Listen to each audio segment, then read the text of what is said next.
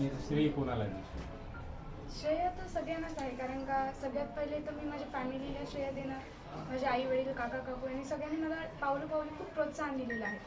नंतर आपले जे राजश्री शाहू विद्यालय आहे ते खूपच प्रसिद्ध आहे, नांदेडमध्ये नामख्यात आहे.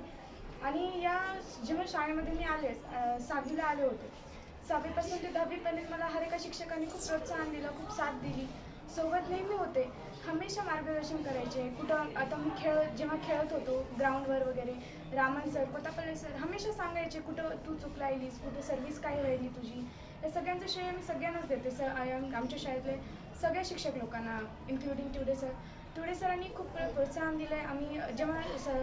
मी जेव्हा फायनल खेळत होते, आमची होती UP-सोबत. आता ती होती दिल्लीमध्ये गाझियाबाद, म्हणजे इन्क्लुडिंग आता UP-मध्येच असणार.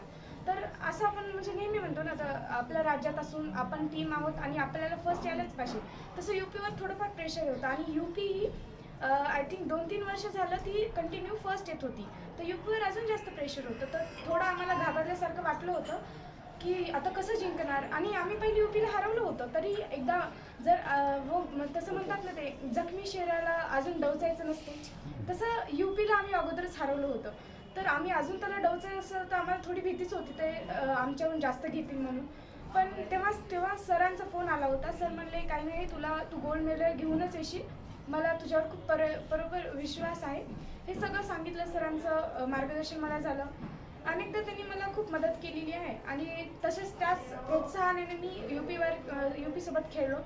आणि आम्ही त्याला UP-ला फर्स्ट मॅचमध्ये त्यांचे 17 होते आणि आमचे 21 रन होते स्कोर होता. आणि नंतर मग त्यांना आम्ही 11वरच हरवलं. या सगळ्यांचं श्रेय मी पूर्ण शाहू परिवार, आमचा पवार परिवार आणि ज्यांनी मला इन्क्लुडिंग मदत केली आहे सगळ्यांना मी, पवळकर सर होते आणि काळे सर, तिथं पण त्यांनी पण आम्हाला खूप मदत केलेली आहे. सगळ्यांना मी यांचं श्रेय देते. थोडक्यात सांगा, या खेळासाठी आणि तुझ्या अभ्यासाचं नियोजन काय होतं आणि स्वप्न काय थोडक्यामध्ये? तर खेळाचं नियोजन म्हणजे आता आपल्या जिंदगीमध्ये काही पण करायचं असलं तर बॅलन्स तर करावंच लागणार आहे. अभ्यास आणि खेळ दोन्ही पण बॅलन्स करणं खूप आवश्यक असतं. जसं आपण खेळला गेल्यावर मानसिक आणि शारीरिक म्हणजे फिजिकल आणि मेंटल स्थिती आपली एकदम परफेक्ट असते.